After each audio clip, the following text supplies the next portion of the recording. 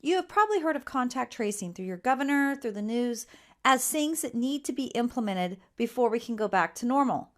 But what is contact tracing? Let me share it with you, and you're going to be freaked out by the end of this video.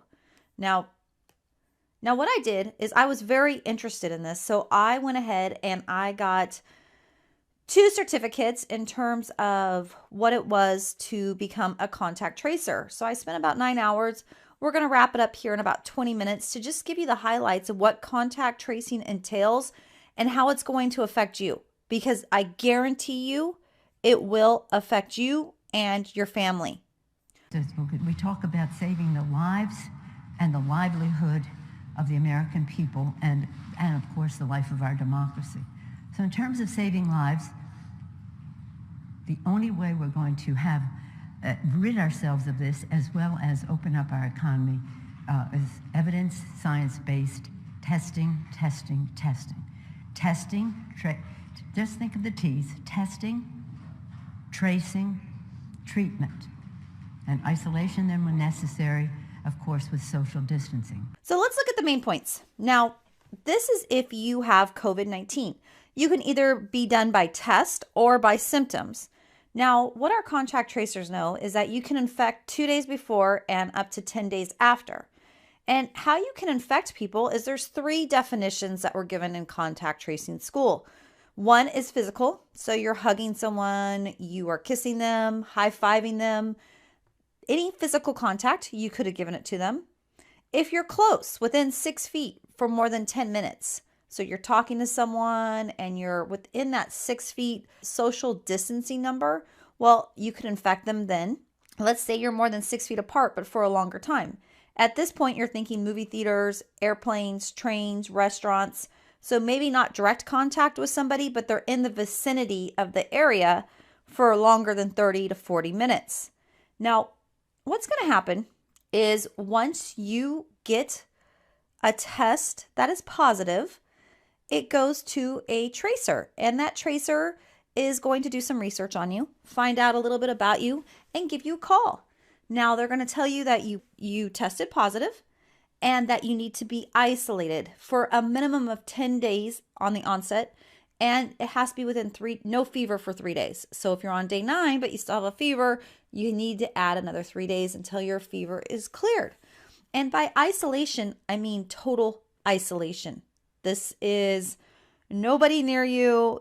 Even your dog can't be there. So you can see here that specifically with a person that is symptomatic, they should maintain separation from household animals as they would any other household members and avoid direct contact with any of your pets. So you cannot contact your pets, people, anybody in your family. You need to be completely isolated. Now, what that means is you could have to go into a hotel room. If you have no way of not sharing a bathroom or any space, they will check that out. So you'll have to show like video evidence if the conference is done via teleconference. Walk them around your house. Let them know that you have space to be isolated. Now the next is quarantine. Quarantine means I am healthy. I have no symptoms. I have not contracted the disease. But maybe for 14 days, they're going to check to make sure that I haven't. So that means, again, that I cannot leave my house. And as a contact tracer, I'm supposed to set you up with social services. So if you have kids and you have no one to care for them, we'll take your kids. We'll take care of that. If you need groceries, we'll do groceries. But you literally cannot be in contact with anybody and you cannot leave your house. Even if you're healthy, you are still quarantined not to be leaving the house. Unfortunately, you could be totally healthy, get out of quarantine, and guess what? Be at a restaurant, someone else in the vicinity has it, be quarantined again. Now, I'm not sure what happened with all the other states, but what we did in California is we passed a workman's comp law that's in effect to the end of July. That workman's comp is going to take care of all of that for any employee, no matter where you contact it. The employers are going to be held responsible. I'm not sure what that is in all the other states, but it's something that passed here just recently, and who knows if that will get extended. Okay, so isolation and quarantine, basically means the same thing, except quarantine is a little bit longer, right? So you're sick, you only have 10 more days. If you're quarantined, 14 days. What does this look like in normal time? Okay, so they're going to want to know, as a contact tracer, I call you up, I tell you you've become positive. We've looked at your house, do a video conference so you can show me that you have a place to isolate. And then I'm going to ask you, who did you come in contact with? And I'm going to tell you, if you tell me, oh, I don't know, I'm going to tell you to look at your phone, and we can do it together and look at your social media, and we'll figure out where you have been. And you need to make sure you know your movies, flight numbers, and anything with large venues. Now, some of the places, what they've already instituted now, are you have to put your contact information when you go to a restaurant, you go to a hair salon, any of those things, because that way they can track you. But you would say, I went to this movie or I went to this restaurant. Everybody who's at that restaurant would be contacted then by the contact tracer. So let's say, unfortunately, I got it. Well, guess what? My family would have to be quarantined. And not just for the 10 days, they have to be quarantined for 14 days because it would be also the last time they had contact with me. So on day 4, my test comes back positive. Now they have 14 days from day 4, the last day that they had contact with me, and they have to be completely isolated from me. Let's say I was on a train. We were all sitting on the same cabin because I was getting to work, and there was 10, 15 people on that train. All of them would need to be quarantined. I had gone to work. Everybody at work would need to be quarantined. I went to a restaurant after work. All of them would need to be quarantined. Can you see how a disease, when it is already widely spread, this doesn't make sense to quarantine the population in terms of you could get quarantined again and again and again. Even though you're healthy and never sick, you will not be allowed to leave your house.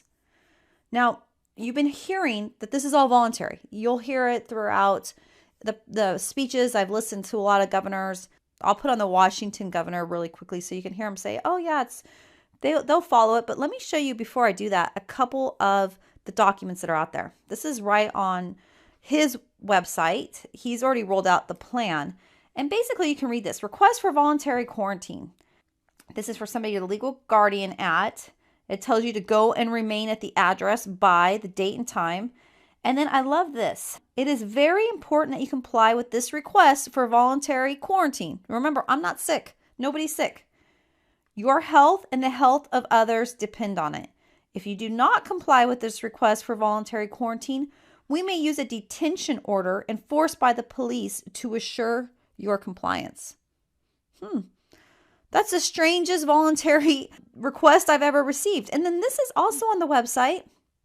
And I've put everything here because obviously go research this stuff yourself. But you can see here, if you use a court order because someone is not following, they have non-compliance, you can be incarcerated and fined up to $2,000 per day.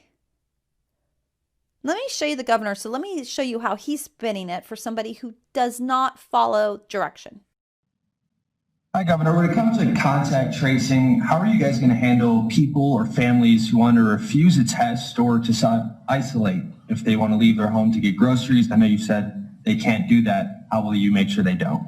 Well, that's why I referred to the family support personnel. We will have attached to the families a family support person who will check in with them to see what they need on a daily basis, see how they're doing, see how they're faring, and help them. If they can't get a friend to do their grocery shopping, we will help get them groceries in some fashion. If they need pharmaceuticals to be picked up, we can help make sure that they get their pharmaceuticals. So that's why we want to provide them family support. As far as refusal, it just shouldn't come to that, and it really hasn't. We've had really good success when we've asked people to isolate. They've done so in the real high percentages. So we're happy about that, and we believe that that will continue. So remember, everybody that will be quarantined will be 14 days from the last contact. And there's no minimum times.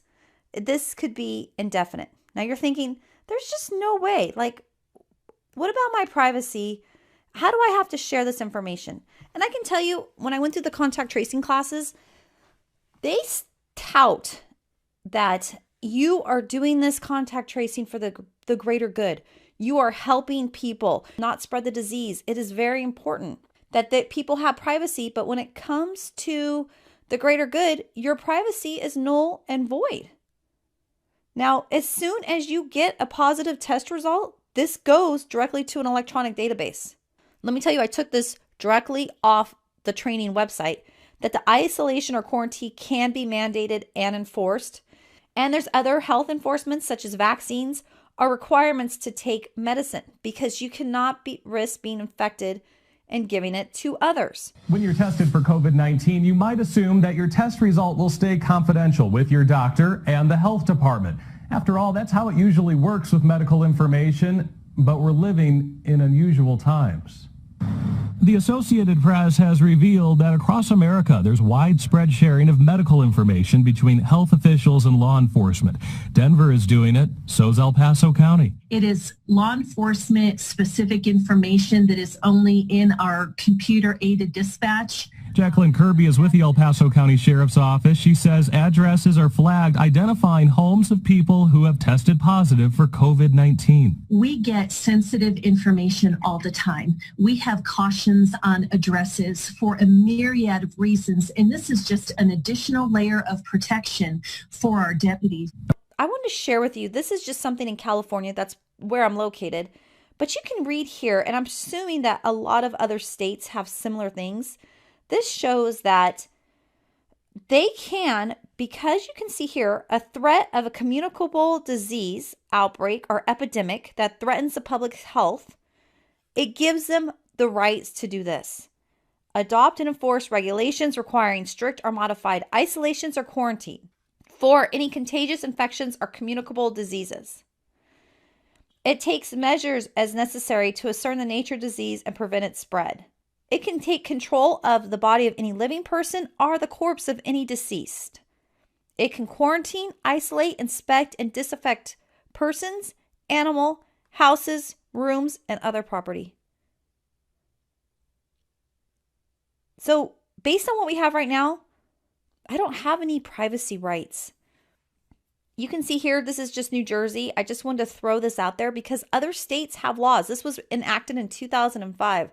So I suggest you go start researching what is allowed in your state and what rights you have given up when you start looking at a disease that could pose a risk to the health of the population. Let me put it very clearly. You have no constitutional right to endanger the public and spread a disease, even if you disagree. You have no right not to be vaccinated. You have no right not to wear a mask. You have no right to open up your business. Wait, can I stop you? Yeah. No right not to be vaccinated, meaning if they decide you have to be vaccinated, we have to be vaccinated? Absolutely. And if you refuse to be vaccinated, the state has the power to literally take you to a doctor's office and plunge a needle into your arm. If the vaccination Where is that in the Constitution? If the vaccination is designed to prevent the spreading disease. If the vaccination is only to prevent a disease that you will get, for example, if there's a disease that will kill you, you have the right to refuse that, but you have no right to refuse to be vaccinated against a contagious disease. Public health, the police power of the Constitution, gives the state the power to compel that, and there are cases in the United States Supreme Court. So they talked about tools available for contact tracing because they said, in California, we're supposed to have 20,000 contact tracers for our population. They said you might get a lot of these cases. So you might be doing a couple 100, 500,000 a day. How else can we do it? And I thought this was weird, but they talk about China and North Korea. They say China and North Korea have a great system because they have a centralized database. And this database has everybody's phone number and they're given a unique code.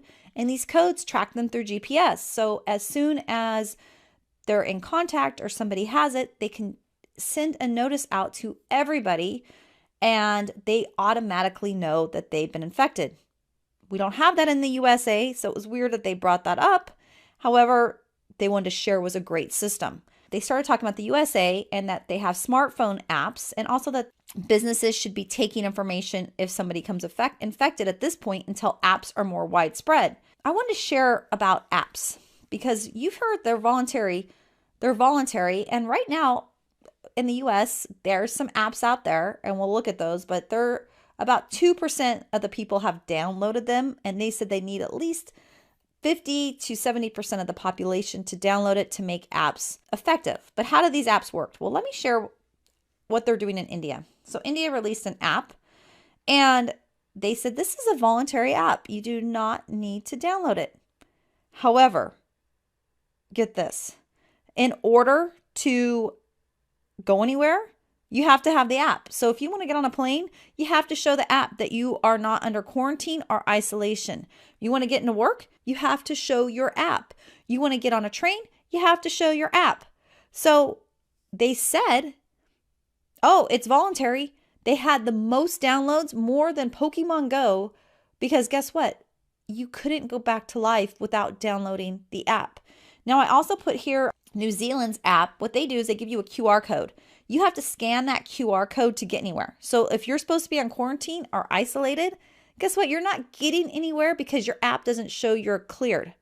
So that's how they're really able to enforce this without a huge police or military presence, because you just can't go anywhere without the app. You can't get in the grocery store because they're going to have a QR code where you need to scan in.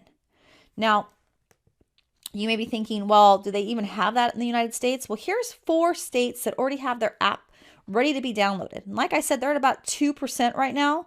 But you might have noticed this on your iPhone the other day. This showed a software update. And if you didn't see it, you might have already got the automatic update. But basically it says this allows COVID-19 contact tracing apps to work. And you may not even have known it. It was a very quick little update, but it has already come to the United States. Recently, Google and Apple just gave out some information. I thought this was great. Here's the website at the bottom. Obviously, I want you to do your own research, but you can kind of see here how it works, that you can see that you're close to somebody and you get a notification that, uh-oh, you need to be quarantined. You were too close. Someone had it. And then listen to this. In this second phase in the coming months, this is really interesting because it talks about that they're going to use Bluetooth in the first phase, but without requiring an app to be installed. If a match is detected, the user will be notified. And if the user has not already downloaded an official public health authority app, they will be prompted to download an official app and advised on next steps. You're not going to have a choice.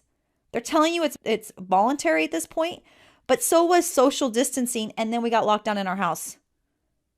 So it is not voluntary. This is happening and you need to be aware. So I suggest this is a great document. Pull up this COVID-19 document that Apple and Google gave out. It really talks about all the different things that are going to happen because of the app. And it is scary. Just to kind of share with you the different states. If you think your state is exempt because of, it might be a red state versus a blue state, every state is doing this. Okay, so I would suggest checking out this bill, HR 6666. And basically, there's $100 billion that they're asking for 2020 and additional years for subsequent fiscal year financing for 2021 and beyond. So if you think this isn't happening and you think they're not investing a lot of money in it, they are. They're trying to get $100 billion to track and trace us and keep us quarantined. How do you think they're going to allow you to get back into society without being quarantined and isolated again and again and again, especially as disease spreads or we do more testing and we realize that maybe there's a lot of people out there that have it that just don't show symptoms, but they'll need to be isolated. You'll see that there's 120 antibody tests. In general, these tests are not reliable for the individuals to act based on the results. So basically, they're saying even if you had antibodies at the coronavirus, it's still unknown if that protects you from getting sick again. There's probably only one way that you're going to be able to get out of your house, and that's going to be vaccinated. So just watch out for that because that is really becoming a hot topic of the vaccination, and that might be the only way that you're going to be released out of this tracking and tracing in terms of being allowed to go into stores. I wanted to share this last video with you, and I thought it was interesting. I'll put it that way and end with that video. But start thinking about this tracking and tracing and really, what's the purpose?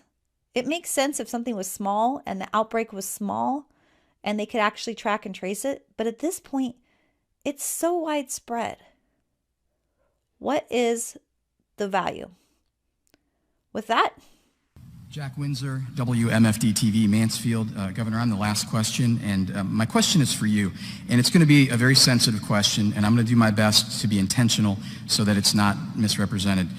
Today, it sounds as if we're pivoting from COVID to larger social issues like housing, education, and transportation.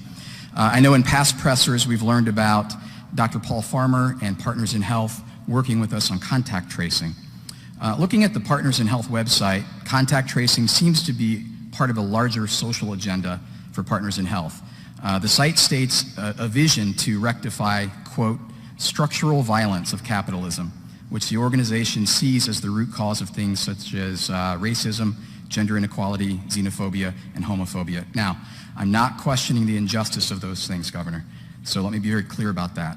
What my question is, can you tell us why you chose to partner with an organization that demonizes capitalism and seems to be rooted in liberation theology based on Marxist ideals? Well, I've never always agreed with Paul Farmer, who started it, and many of his ideas.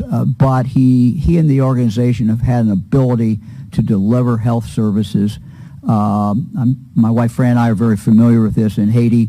We've seen what he has done in Haiti. We've visited Haiti over 20 times, and so that's just something that we do in our private lives. And so, the Partners with Health, you don't have to accept the ideology of Paul or anybody else.